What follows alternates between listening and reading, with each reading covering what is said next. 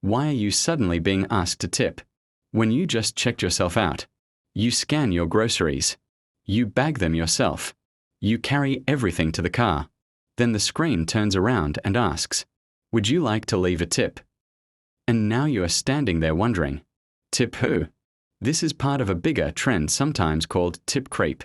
Tipping requests showing up in more places than traditional restaurants. And service jobs.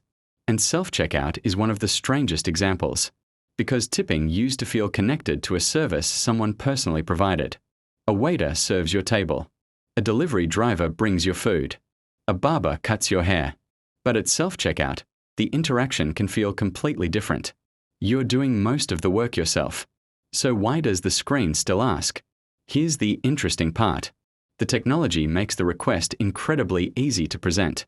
Instead of having to decide whether to ask for a tip, businesses can simply build a tipping screen into the payment process.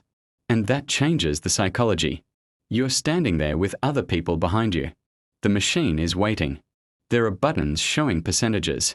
And suddenly saying no tip can feel more noticeable than simply choosing one. That's where something called social pressure can enter the decision. You may technically have complete freedom to choose zero, but the screen has already planted the idea that tipping is expected. And even a small tip can feel harmless. Maybe it's $1. Maybe it's 10%.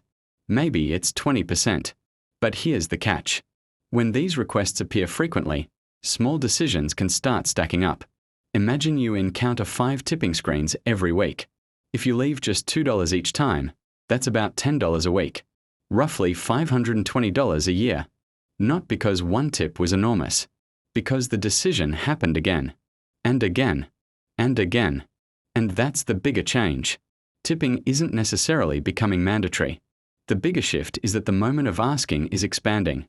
Businesses can ask. You can say no.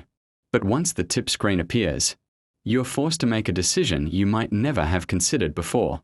So the next time a self-checkout machine asks you for a tip, remember, the most important part isn't the button you press. It's the fact that the button was there in the first place. Because sometimes, spending more money doesn't start with a price increase. It starts with a question.